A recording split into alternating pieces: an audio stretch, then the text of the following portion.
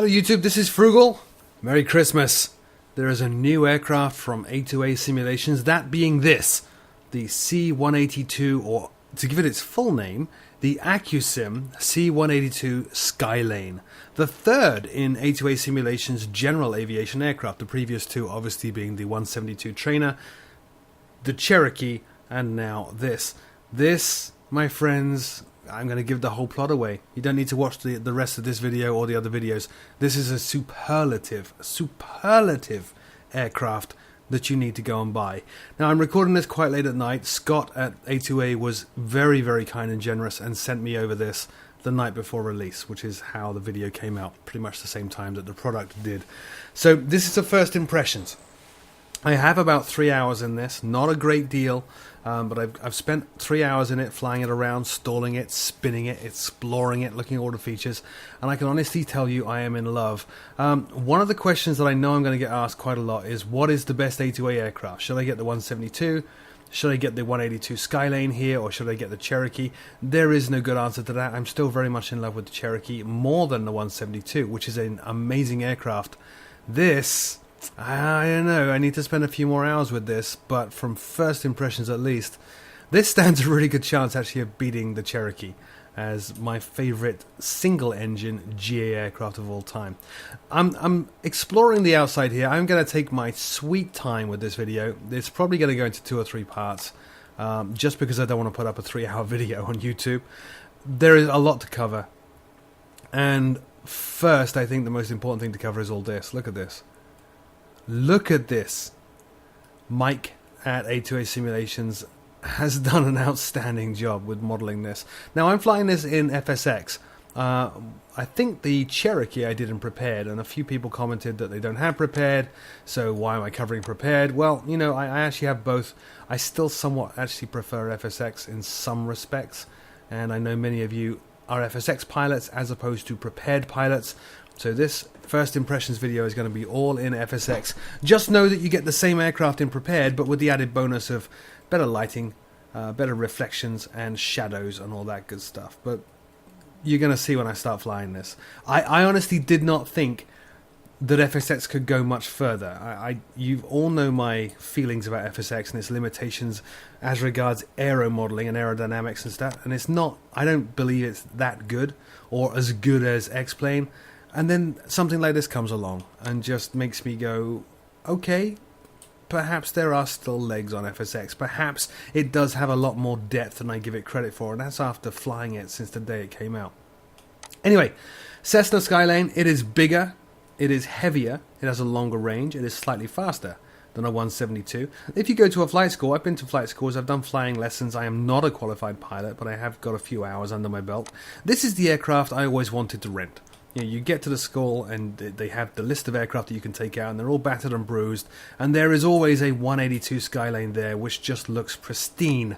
It looks shiny and clean and almost new, and it just is so nice but so expensive. So not an aircraft that I've actually flown in real life. I've only flown its baby brothers, the 172 and the 152, but even so, this is amazing. Now, some of you are going to be asking, why another Cessna? Why do we need another Cessna? Coronado have the Cessna world filled up. There is no point in A2A Simulations doing yet another Cessna. You are wrong. Simple as that. You are completely wrong. Coronado do some wonderful aircraft. This is a study aircraft. This is to Cessnas what PMDG are to Boeing. It is incredibly detailed in every single aspect, from the flight model to the systems modeling to the avionics modeling to the aerodynamics modeling to the environmental effects on an aircraft modeling. It's a study aircraft. It is not the aircraft that you get and simply crash into the airport a few hundred times. It is an aircraft you get because you are a keen and dedicated flight sim hobbyist, and you want the absolute top of the line aircraft, and you want to study the heck out of it, get hundreds of hours in it, and call yourself an expert. That's what this is for. Now, as with all the GA aircraft from A2A, it does have all the usual pop-ups. I'm going to bring some up now. So Shift 2 brings this up. It's got your checklist down the bottom here. It has general information on the aircraft and its state and the environment at the top. That's Shift 2. Shift 3 will pop open this, which is the familiar controls pop-up, which is how we actually have the wheel chocks in place and the tie downs and all that stuff. I'm going to remove those right now, and it's no longer an empty plane. There we go. Now we have a pilot. So that's that. There are some interesting other points here to note. I'll jump in the cockpit actually. I'll come outside in a second again, but we'll jump in the cockpit for right now. This aircraft comes with multiple configurations of GPS. Out of the box, I'm trying to look at my notes. Out of the box, you can fly it with no GPS, with the GPS 295, the GNS 400. If you have some of the add-on third-party GPSs, such as the Reality XP GPS and stuff like that, they are automatically supported as well. But just with the built-in ones, you can just switch out this panel here just by clicking this button. Watch. There we go. No GPS. GPS map 295 over there on the right-hand side, and the 400. And if you have the other third-party ones, there is an external configurator tool which turns them on. You can also power up the portable GPS's battery and turn it off and all that good stuff like you could in the previous versions. I'm leaving the GNS 400 on. Let's go outside once again. Other stuff you can do here, obviously you have the walk around. Now that's not going to work for me. There it is right there.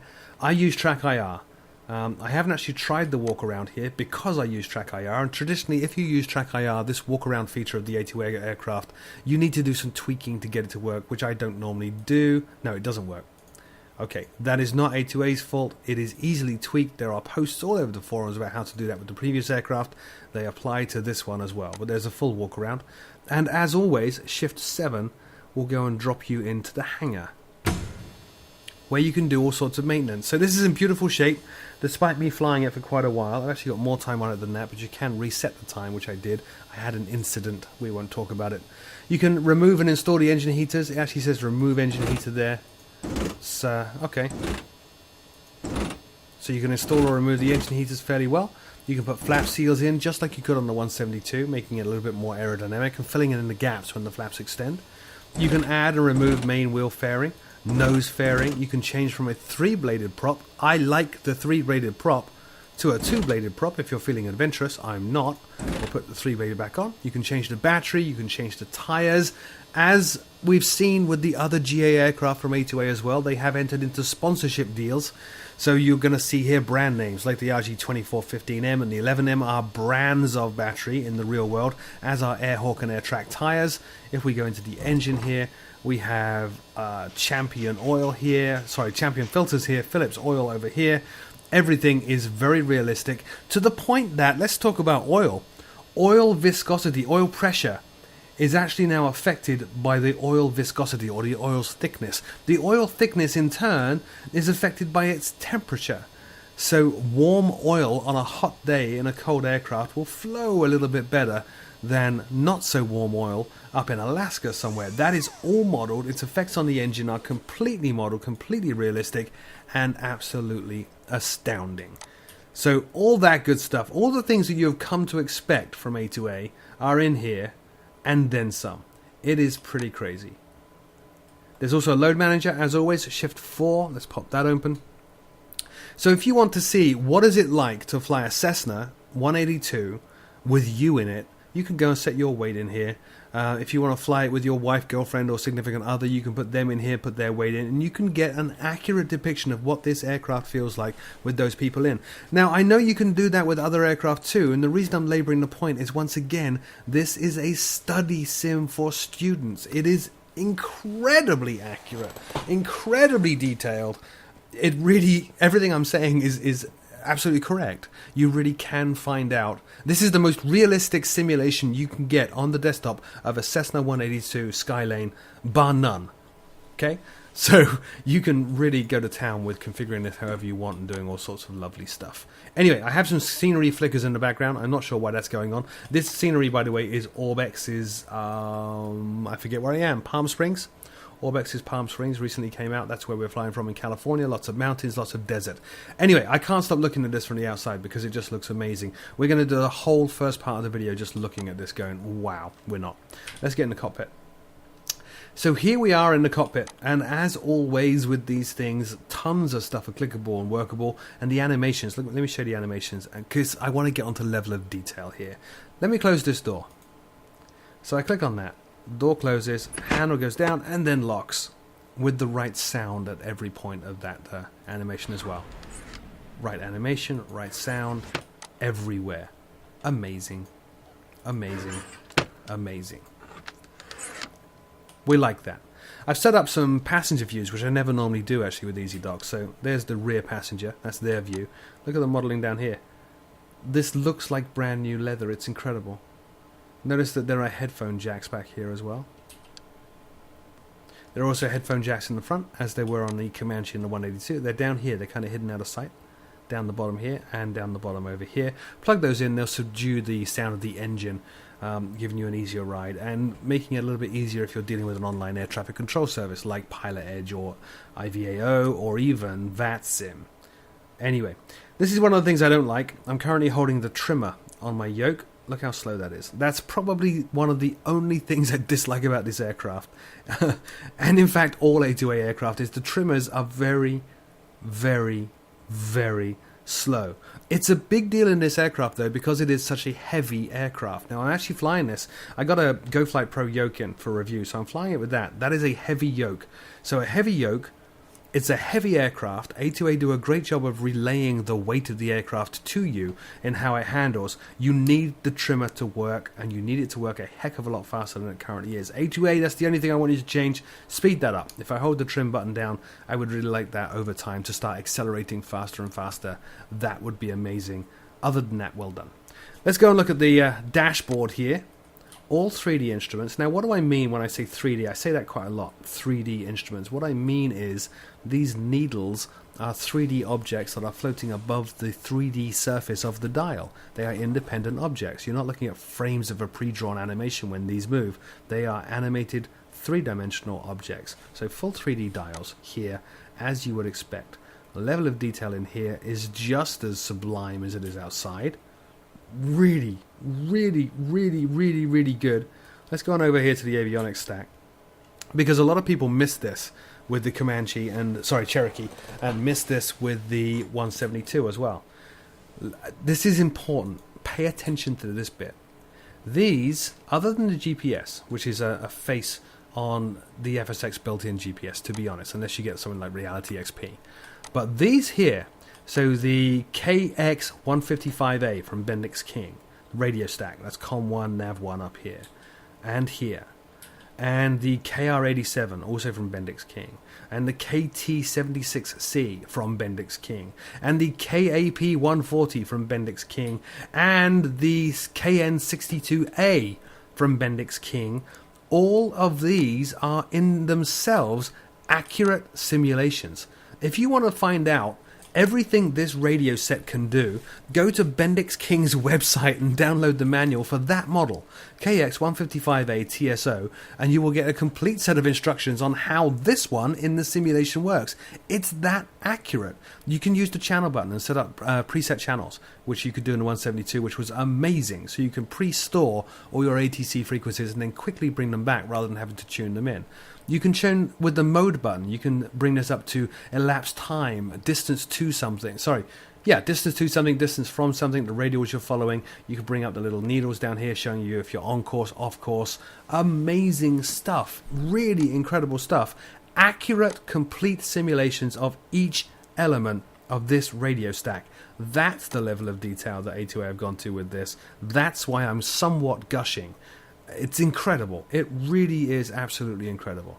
Anyway, the other thing I want to point out, obviously it comes with a manual. It comes with a 105-page manual, and you need to pay attention to it. Like all Accu-Sim aircraft, this is a living, breathing aircraft that ages over time. So even when you're not flying FSX, and this thing is just sitting in your hangar, it's aging. If you don't fly this for a year and come back in a year's time, the oil is going to be a little bit grubby. It's going to be a little bit too thick, maybe. You might want to service the aircraft before trying to take it out to fly. That is all modeled in an Accu-Sim aircraft. Also, the effect of all the mechanical components and their wear and tear on the aircraft is modeled as well. I actually damaged my propeller earlier. Didn't realize it. And when I started the aircraft, this whole cockpit was shaking and vibrating and buzzing, and not just a lame like this kind of shaking animation. It was blurring. I could barely read anything. The whole front of this aircraft was shaking so violently it was a blurred mess and I couldn't see it. That's incredible. But given that, then You do need to read that manual. It's a good idea to print out the checklist. I have them here, and it's a good idea to really, really take your time with this, which is exactly what I'm going to do. So probably in this first part of the first impressions, all you're going to see me do here is walk through the checklist, start it up, taxi it, and take off. In part 2, we will look at stalls, we will look at spins, and oh my god, does this spin. And we'll look at bringing it into land as well, and then maybe shutting it down. So before flight, the cabin checklist, I'm going to run through this myself, trying to read paper and look at screens and talk to a microphone. There's stuff outside that we're not going to do because, like I said, I'm not running through the exterior walk around feature, which is a phenomenal feature. I just am too lazy to configure it to work with Track IR myself. So Peter Chew cover, that is removed. Pilot's operating handbook, that's going to be down there. That is accessible to the pilot.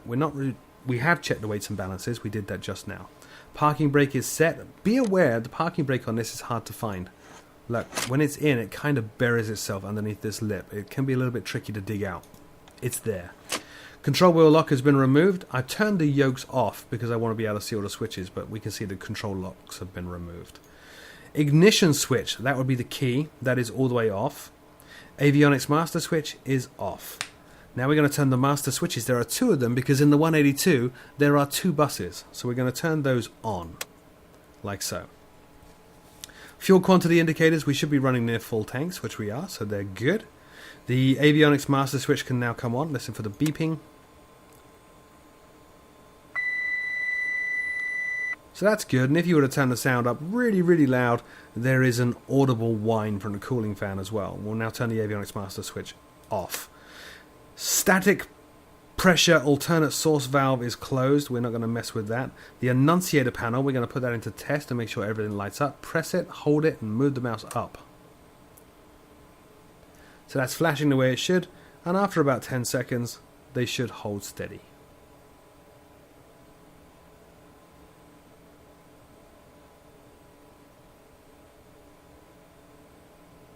Alright, call me a liar. They're not going to hold steady. Fuel selector valve, that's on the floor, should be both, which it currently is.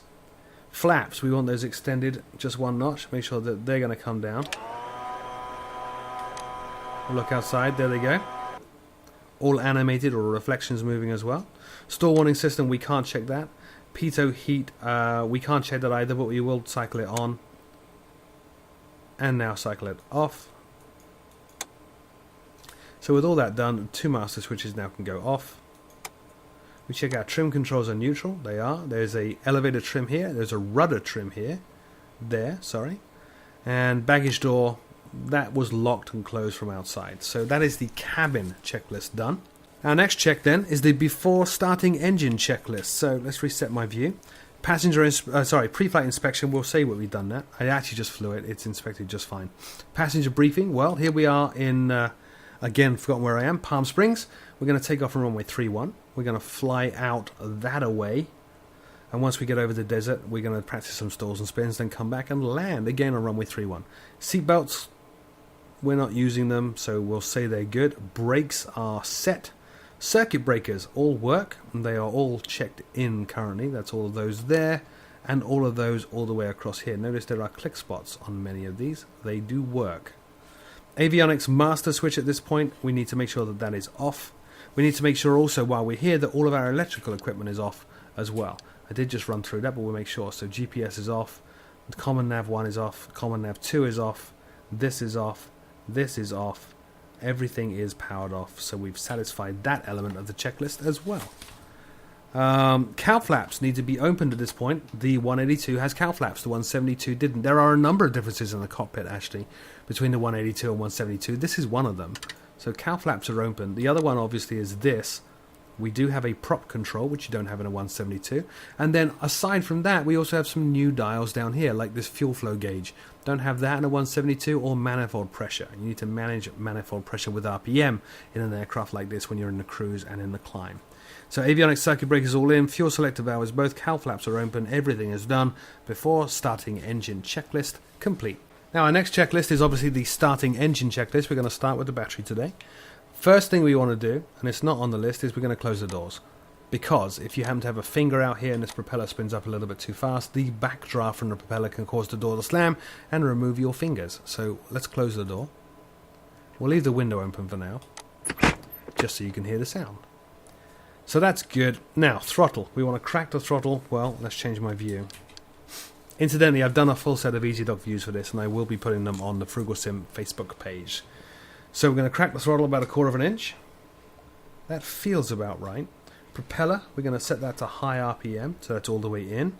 Mixture should currently be on idle cutoff, which it currently is. Propeller area at this point needs to be clear. Well, there's nobody here. It's just me and the sim. The world is unpopulated because of the zombie invasion. So that's good. Now let's flick the master switches, both of them, on. We will turn our flashing beacon on to warn people nearby that something loud is about to happen. And we will prime the engine. The way we prime the engine, if you turn the auxiliary fuel pump on, set mixture to full rich for about 5 seconds. So mixture full rich. 1,000, 2,000, 3,000, 4,000, 5,000, mixture cut off, turn the fuel pump off. Notice the whine tone changed there. The battery is getting depleted. That's the reason you heard the pitch of that fuel pump whine drop a little bit there. So that's off. Now we will actually run the ignition. We're going to click this, we're going to move the mouse to the right, and when the engine fires, we will advance our mixture to full rich. Here we go.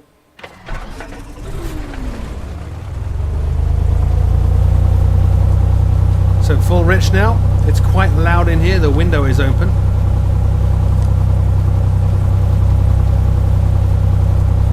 So now at this point we're looking for the oil pressure to start coming up. It already has. Looking for the ammeter to check that it's charging. It is. Navigation lights could be turned on at this point. We will turn them on. We will also turn on taxi lights, ready to start moving the aircraft. We'll turn on the avionics masters now. Listen for the beep. And we will turn on all of our avionics stack here, starting at the bottom.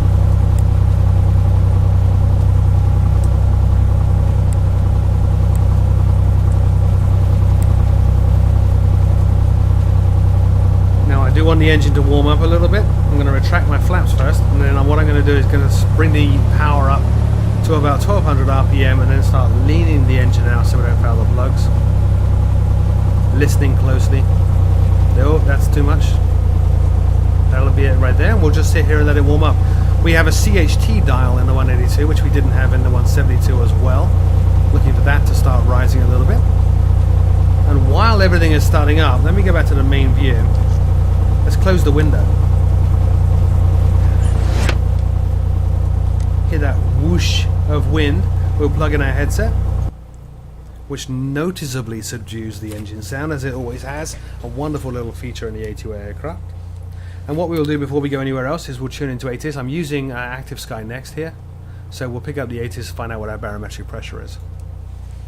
Kilo Papa, Sierra Papa, airport information, Sierra 2053, Zulu, weather, wind 319er, at 7, visibility 10, sky clear, temperature 2.8, altimeter 29er, 5. Advise on initial contact that you have information, Sierra, Kilo Papa, Sierra Papa, airport information, Sierra 2995. So let's go and dial that in over here. We can just zoom in a little bit. We're currently at 300, so we'll dial that down to 2995. Good to go. So with all that done, what I'm going to do, hopefully my microphone is not blocking track IR. I'm going to turn track IR on, and we will make our way out towards the runway. Runway 31, which is just off to the left. So we recenter track IR, turn it on. There we go. Great. Now, it doesn't require a huge amount of power. As always, A2A have overcome the FSX ground friction bug, and you will find just releasing the brakes at this much power will cause you to start moving. It doesn't turn very fast. You will need to use differential braking if you want to turn a bit faster.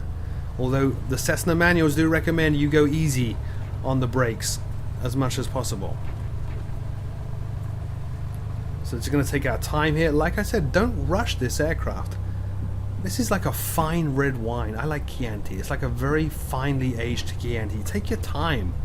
Really, really take your time with this, because it's an incredible beast. Now, because of the lighting here, we're going to have some issues with the dials. So I'm going to roll up the lights on the dials. There we go. Now we can see those no matter what we do. We're still on the yellow line. Aircraft does have a tendency to get away from you on the ground. It is a lot more powerful. than a 172, or noticeably. I wouldn't say a lot. It's noticeably more powerful than a 172. So full rudder there, feeding in a little tiny bit of brake.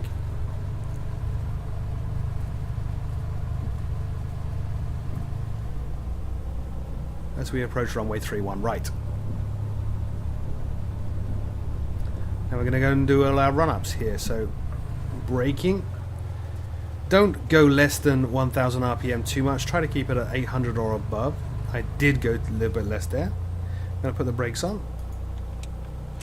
So the brakes are on, and we'll bring up the next checklist, which is the before takeoff checklist. So I'm going to disable track IR. Parking brake. Make sure that it's set, which it currently is. Passenger seat belts and seat backs, all need to be fastened. The backs need to be up, which they currently are.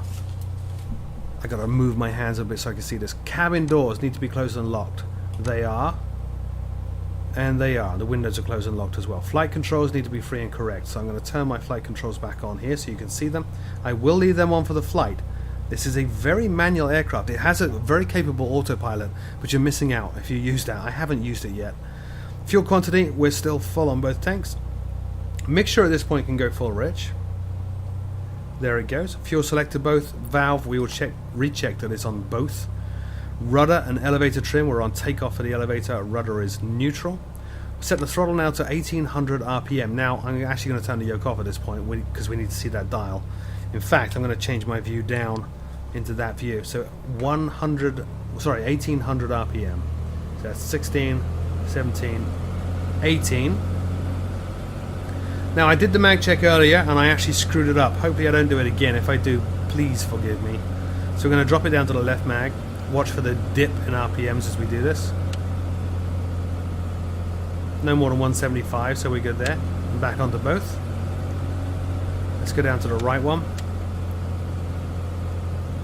Again, no more than 175, so we're good. Let's go back on both. Mags are checked. Propeller control, we're going to cycle that to low and then high. Good, that's all good. Vacuum gauge is in the green, we are good there. Engine, instruments and ammeter, well the ammeter's looking great. We'll do a check on that. What we'll do is we'll load it up now. We'll put the strobes on, we'll put the landing lights on. It's not dropping below 0, we're good there. Annunciator panel, we don't have any lights up here. Throttle, we're going to check idle now.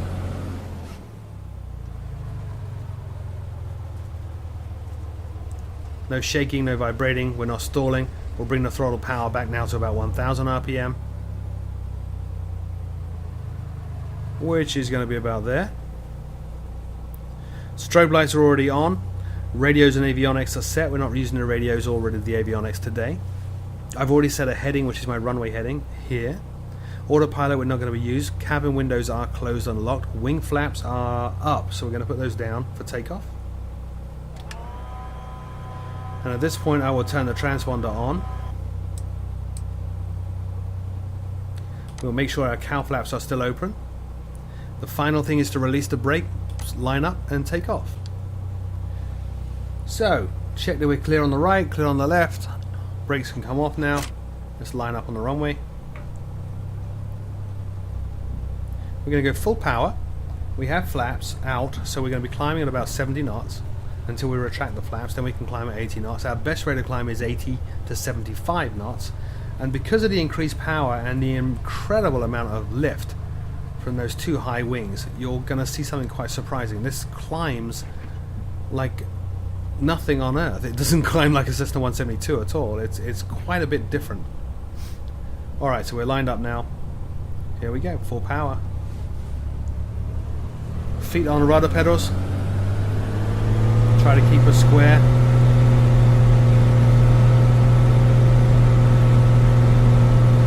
Knots. I'm going to lift the nose wheel and we will just fly it straight off the runway. And let's bring that nose down a little bit, get our 70 knots, sorry. There. I'm going to turn the yoke back on so you can see how much I'm flying. Okay, so let's bring the flaps up. It will have a dramatic effect on the profile of the aircraft. And at this point we're going to bring the power back to 23 inches manifold pressure, which is the top of the green arc. I will highlight it with the mouse shortly. There. And we will also bring the prop RPM back to 2400. It already kind of was. And let's continue our climb. So best rate of climb is 75 knots. Watch this. So I'm going to bring the nose up to 75 knots. Look at my rate of climb. 1500 feet per minute. And once I stabilize this, trim is king in this aircraft, by the way. It is such a heavy aircraft, you really do need to be all over trim all the time. I'm not very well trimmed right now.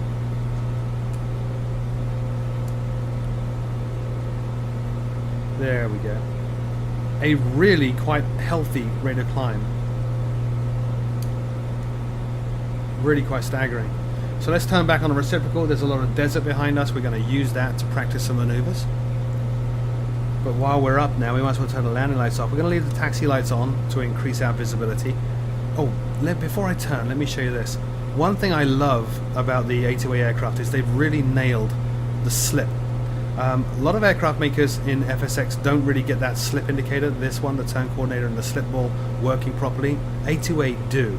So if I just turn here without coordinating it, watch how much slip we get. And look at the adverse yaw from the nose there. It's quite noticeable. And then down goes the nose. Not cool. You should fly this properly. So let's level this off a little bit. If you do manage to coordinate the turn properly, it's so satisfying. By the way, we're climbing very fast now. I'm trying to push the nose down. It really does a good job of making the yoke feel very, very heavy, which is absolutely correct. Okay, so we're going to roll to the left, and as we roll, gently feeding in the rudder, looking out the window, not so much at the dials, to make sure we don't start descending. It's a thing of beauty. I am slipping a bit. Let's put some more rudder in there. So nice. So nice. Alright, and we're going to head out this way, away from the airport, Palm Springs. We're going to be climbing up to about 5,000 feet. So this seems like a really good spot to end part 1 of the video. So tune in next time, part 2 of this first impressions look at the A2A 182 Skylane. We will be stalling it. We will be spinning it, and you really got to see that. The spins in this are savage. And then we'll be bringing it into land and summarizing. Thanks for watching. As always, my name is Froogle. Don't forget to head on over to Facebook.com/FroogleSim. I'll be putting my EasyDoc profiles up there for those of you that want them. Thanks again.